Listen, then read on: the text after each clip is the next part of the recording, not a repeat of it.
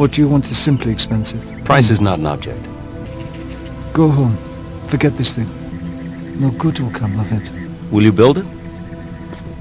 I've already begun.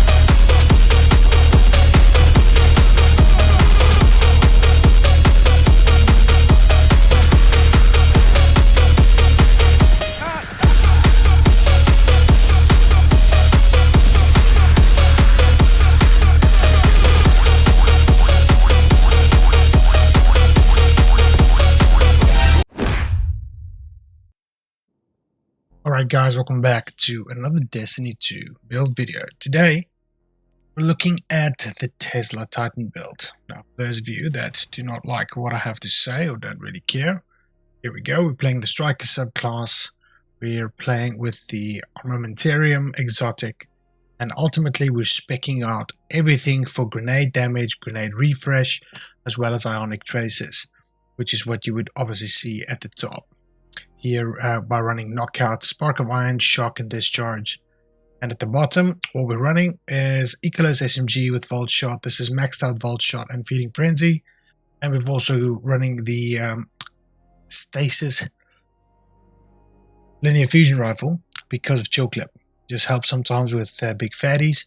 But then again, we also have some of our abilities which would allow us to stop them, which we'll talk about a bit more in depth now. And of course, a Thunderlord. Because it's a great gun and I love playing with it. So that's where we have it. For the rest of you who are still here, Striker build. There's pretty much, you can play whatever you want here. I run Thruster because it's, the fastest cooldown and it helps me, get my grenade cooldown back sooner as well. We're playing with Thunder Crash and we are running the Pulse Grenade. Now I specifically went for Seismic Strike because you're constantly running. Ionic traces are coming towards you. It's good to kind of, be in that position where you're just constantly running. Rather than using the Thunderclap, which is like a stop-go kind of thing. This is just like on the go and it allows you to play faster and at a higher pace. But then again, if you feel like playing Thunderclap, that's something you can run as well. Aspects running Touch of Thunder and Knockout. You should be familiar with that by this time. Now here at the bottom, everything is pretty much geared towards ionic traces. So if we're getting jolting targets, we do that. We're jolting targets with our grenades. We are creating ionic traces with our Ecolos SMG, and the pulses increase by 2. So I think you get 6 pulses per pulse grenade without this and then 8 with this, and those pulses is what's giving you that ionic traces. And you need that ionic traces because you want to make sure that you constantly have your armor charge up, because if you constantly have your armor charge up, you constantly have your grenade cooldown, and as per the exotic, you have 2 grenade charges, which means you're running around throwing out grenades all the time, shooting here and there, and you're just forced to reckon with. The fact that you're picking up so many ionic traces and creating them with grenades, and then giving you the armor charge to create more grenades and create more orbs of power. It's just a really good fun loop to play. And then of course it also gives you like the cooldown for your seismic strike, which is fun to play with, especially if you're running and gunning, which is the way I like it. So just to summarize, we're running Arc Siphon for obvious reasons. I'm going to try and get as many orbs as we can. We've got a grenade on there, and for the times when we actually do damage with our melee ability, we want to create some orbs as well, create some super energy as well. On this, we're purely creating orbs with grenades because you'll be throwing those out every 10 to 15 seconds constantly. This is all for cooldowns. It works really well. Of course, if you can't spec that in, at least one will do, but I would then suggest if you can't run both of these, to run causing damage with a melee attack reduces your grenade cooldown. That's something that would really help as well, the impact induction. On the chest, I'm going full on arc reserves for both, and the reason for that is because we've got the Thunderlord, and sometimes when you deal with overload champions, there's a lot of enemies surrounding them, so you're effectively using this almost like a half heavy weapon but half auto rifle for that purpose. So ultimately, that's why we're stacking up on that. But feel free to put some damage reduction in there. That's how you see fit. We're playing one armor. We're playing charged up because we want to increase our armor stacks, and the fact that we're going to create so many ionic traces, and combined with both of these, it's going to constantly give us armor charge, and we will constantly have armor charge. Now you might think this is overkill, but I tried this combined with one siphon mod, and there's even no comparison, man.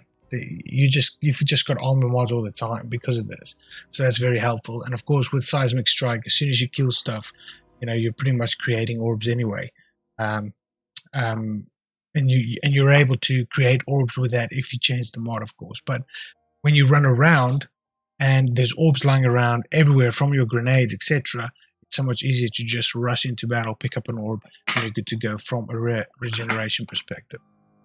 Now on the class item, finally, we've got double for bomber because we want our grenade back as soon as possible, and we also want to use our shield to allow us with Reaper to create more orbs, which feeds into recuperation, which is kind of what it is all about. Now, of course, if you feel you want to change this out for something like this, if you feel like you're dying too much, exchange it for one of these and you should be good to go, because you will also then create orbs and essentially do damage with your melee attack while also healing yourself by creating them. I prefer putting this guy on. It just works better for me. But anyway, guys, that's the build. Of course, you can play around with what you want, but I would suggest you play Vault Shot on at least one of the weapons that you got here. Well, it's the only one you can.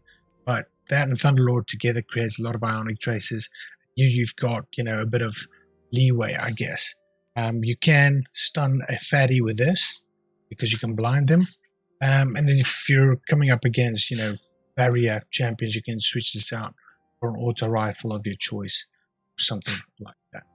But there we have the build. I hope you guys enjoy it. Let me know what you think. I know it's a very kind of like rush build thing, but there's no point in me going in here and, explaining to you in every single detail how I play it. Much rather give you a nice little intro of what it's capable of, and then a short description of the video.